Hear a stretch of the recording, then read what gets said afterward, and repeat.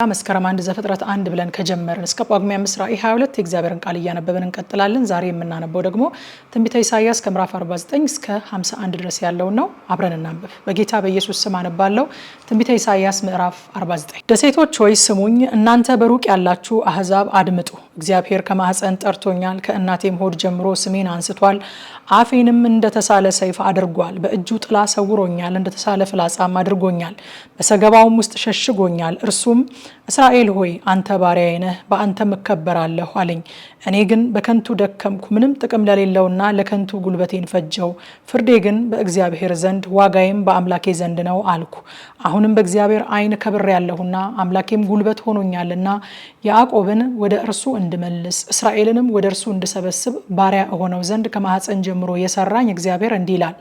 እርሱም የያዕቆብን ነገዶች እንድታስነሳ ከእስራኤልም የዳኑትን እንድትመልስ ባሪያዬ ትሆን ዘንድ እጅግ ቀላል ነገር ነውና እስከ ምድር ዳር ድረስ መድኃኒት ትሆን ዘንድ ለአሕዛብ ብርሃን አድርጌ ሰጥቼሃለሁ ይላል። የእስራኤል ታዳጊ ቅዱሱም እግዚአብሔር ሰዎች ለሚንቁት ሕዝብም ለሚጠላው ለገዢዎች ባሪያ እንዲህ ይላል። ስለ ታማኙ ስለ እግዚአብሔር ስለመረጠህም ስለ እስራኤል ቅዱስ ነገስታት አይተው ይነሳሉ፣ መሳፍንትም አይተው ይሰግዳሉ። እግዚአብሔር እንዲህ ይላል። በተወደደ ጊዜ ሰምቻለሁ፣ በመድኃኒትም ቀን ረድቼሃለሁ። እጠብቅህም አለው ምድርንም ታቀና ዘንድ ውድማ የሆኑትንም ርስቶች ታወርስ ዘንድ የተጋዙትንም ውጡ፣ በጨለማ የተቀመጡትን ተገለጡ ትል ዘንድ ቃል ኪዳን አድርጌ ለሕዝቡ ሰጥቼሃለሁ። በመንገድም ላይ ይሰማራሉ፣ ማሰማሪያቸውም በወና ኮረብታ ሁሉ ላይ ይሆናል። የሚራራላቸውም ይመራቸዋልና በውሃም ምንጮች በኩል ይነዳቸዋልና አይራቡም አይጠሙም። ትኩሳት ወይንም ፀሐይ አይጎዳቸውም። ተራሮቼንም ሁሉ መንገድ አደርጋለሁ፣ ጎዳኖቼም ከፍ ከፍ ይላሉ። እነሆ እነዚህ ከሩቅ እነሆም እነዚህ ከሰሜንና ከምዕራብ እነዚህም ከሲኒም ሀገር ይመጣሉ። እግዚአብሔር ሕዝቡን አጽናንቷልና ለችግረኞቹም ራርቷልና። ሰማያት ሆይ ዘምሩ፣ ምድር ሆይ ደስ ይበልሽ፣ ተራሮችም ሆይ እልል በሉ። ጽዮን ግን እግዚአብሔር ትቶኛል፣ ጌታም ረስቶኛል አለች። በውኑ ሴት ከማኅፀኗ ለተወለደው ልጅ እስከማትራራ ድረስ ሕፃኗን ትረሳ ዘንድ ትችላለችን? አዎን እርሷ ትረሳ ይሆናል፣ እኔ ግን አልረሳሽም። እነሆ እኔ በእጄ መዳፍ ቀርጬሻለሁ፣ ቅጥሮችሽም ሁል ጊዜ በፊቴ አሉ። ልጆችሽ ይፈጥናሉ፣ ያፈረሱሽና ያወደሙሽ ከአንቺ ዘንድ ይወጣሉ። ዓይንሽን አንስተሽ በዙሪያሽ ተመልከቺ፣ እነዚህ ሁሉ ተሰብስበው ወደ አንቺ ይመጣሉ። እኔ ሕያው ነኝና እነዚህን ሁሉ እንደ ጌጥ ትለብሻቸዋለሽ፣ እንደ ሙሽራም ትጎናጸፊያቸዋለሽ ይላል እግዚአብሔር። ባድማሽና ውድማሽ ወናም የሆነው ምድርሽ ከሚኖሩብሽ የተነሳ ዛሬ ጠባብ ትሆናለችና የዋጡሽም ይርቃሉና የወላድ መካን ከሆንሽ በኋላ የተወለዱልሽ ልጆችሽ በጆሮሽ ስፍራ ጠቦኛልና እቀመጥ ዘንድ ቦታ አስፊልኝ ይላሉ። አንቺም በልብሽ የወላድ መካን ሆኛለሁና እኔም ብቻዬን ተሰድጃለሁና ተቅበዝብዣለሁና እነዚህን ማን ወለደልኝ? እነዚህንስ ማን አሳደጋቸው? እነሆ ብቻዬን ቀርቼ ነበረ፣ እነዚህስ ወዴት ነበሩ ትያለሽ። ጌታ እግዚአብሔር እንዲህ ይላል። እነሆ እጄን ወደ አሕዛብ አነሳለሁ፣ ዓላማዬንም ወደ ወገኖች አቆማለሁ። ወንዶች ልጆችሽንም በብብታቸው ያመጧቸዋል፣ ሴቶች ልጆችሽንም በጫንቃቸው ላይ ይሸከሟቸዋል። ነገስታትም አሳዳጊ አባቶችሽ ይሆናሉ፣ እቴጌዎቻቸውም ሞግዚቶችሽ ይሆናሉ። ግንባራቸውንም ወደ ምድር ዝቅ አድርገው ይሰግዱልሻል፣ የእግርሽን ትቢያ ይልሳሉ። እኔ እግዚአብሔር እንደሆንኩ ታውቂያለሽ። እኔንም በመተማመን የሚጠባበቁ አያፍሩም። በውኑ ብዝበዛ ከኃያል እጅ ይወሰዳልን? ወይስ የጨካኙ ምርኮኞች ያመልጣሉን? እግዚአብሔር ግን እንዲህ ይላል። በኃያላን የተማረኩ ይወሰዳሉ፣ የጨካኞችን ብዝበዛ ያመልጣል። ከአንቺ ጋር የሚጣሉትን እጣላቸዋለሁ፣ ልጆችሽንም አድናለሁ፣ አስጨናቂዎችሽንም ስጋቸውን አስበላቸዋለሁ። እንደ ጣፋጭም ወይን ጠጅ ደማቸውን ጠጥተው ይሰክራሉ። ስጋ ለባሹም ሁሉ እኔ እግዚአብሔር መድኃኒትሽና ታዳጊሽ ያዕቆብ ኃያል እንደሆንኩ ያውቃል። ትንቢተ ኢሳይያስ ምዕራፍ 50። እግዚአብሔር እንዲህ ይላል። እናታችሁን የፈታሁበት የፍችዋ ወረቀት የት አለ? ወይስ እናንተን የሸጥኩ ከአበዳሪዎች ለየትኛው ነው? እነሆ ስለ ኃጢአታችሁ ተሽጣችኋል፣ ስለ በደላችሁም እናታችሁ ተፈታለች። በመጣሁስ ጊዜ ሰው ስለምን አልነበረም? በጠራሁስ ጊዜ የሚመልስ ስለምን አልነበረም? መታደግን እንዳትችል እጄ አጭር ሆናለችን? ወይስ ለማዳን ኃይል የለኝምን? እነሆ በገሰጽኩ ጊዜ ባህርን አደርቃለሁ፣ ወንዞችንም ምድረ በዳ አደርጋቸዋለሁ። ውሃም በማጣት አሶቻቸው ይገማሉ፣ በጥማትም ይሞታሉ። ሰማያትን ጥቁረት አለብሳቸዋለሁ፣ መጋረጃቸውንም ማቅ አደርጋለሁ። የደከመውን በቃል እንዴት እንደምደግፍ አውቅ ዘንድ ጌታ እግዚአብሔር የተማሩትን ምላስ ሰጥቶኛል። ማለዳ ማለዳ ያነቃኛል፣ እንደ ተማሪዎችም ትሰማ ዘንድ ጆሮዬን ያነቃቃል። ጌታ እግዚአብሔር ጆሮዬን ከፍቷል። እኔም አመፀኛ አልነበርኩም፣ ወደ ኋላይም አልተመለስኩም። ጀርባዬን ለገራፊዎች ጉንጬንም ለጠጉር ነጪዎች ሰጠው፣ ፊቴንም ከውርደትና ከክፋት አልመለስኩም። ጌታ እግዚአብሔር ይረዳኛልና ስለዚህ አልታወክሁም።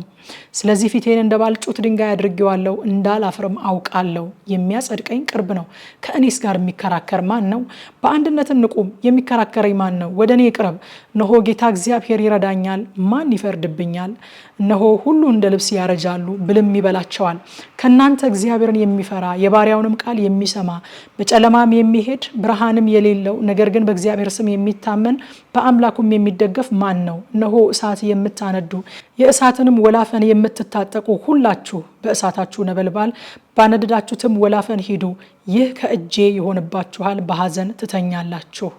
ትንቢተ ኢሳይያስ ምዕራፍ 51 እናንተ ጽድቅን የምትከተሉ እግዚአብሔርንም የምትሹ ስሙኝ። ከእርሱ የተቆረጣችሁበትን ድንጋይ ከእርሱም የተቆፈራችሁበትን ጉድጓድ ተመልከቱ። ወደ አባታችሁ ወደ አብርሃም ወደ ወለደቻችሁ ወደ ሳራ ተመልከቱ። አንድ ብቻውን በሆነ ጊዜ ጠራሁት፣ ባረኩትም፣ አበዛሁትም። እግዚአብሔርም ጽዮንን ያጽናናል፣ በእርሷም ባድማ የሆነውን ሁሉ ያጽናናል።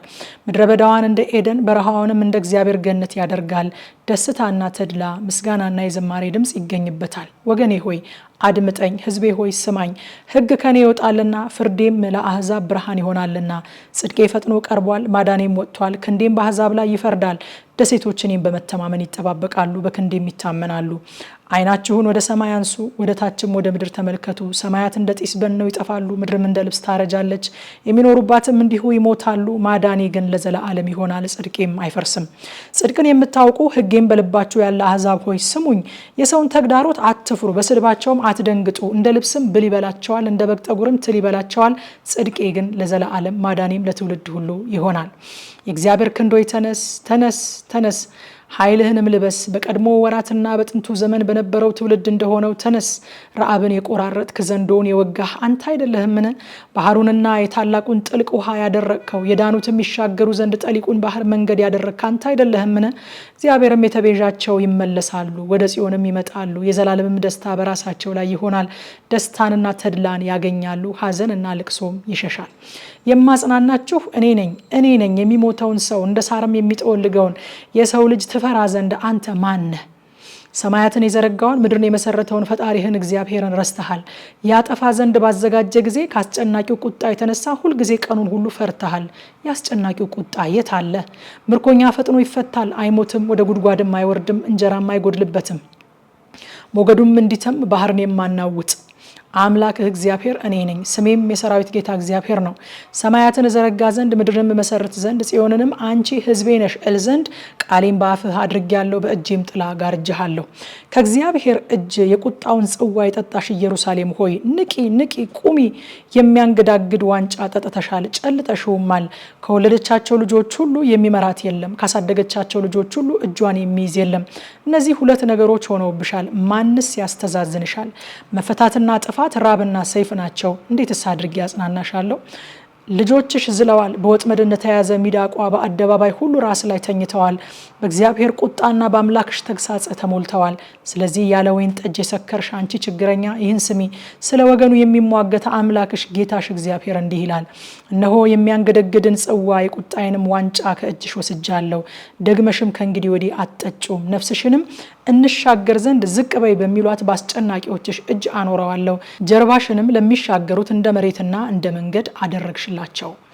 በየምሽቱ 3 ሰዓት ላይ በኢትዮጵያ ሰዓት አቆጣጠር በቲክቶክ እና በቴሌግራም ገጻችን በቀጥታ ስርጭት አሁን የተነበበውን ክፍል ስለምናጠና ኑና አብረን እናጥና። ጸጋ ይብዛላችሁ።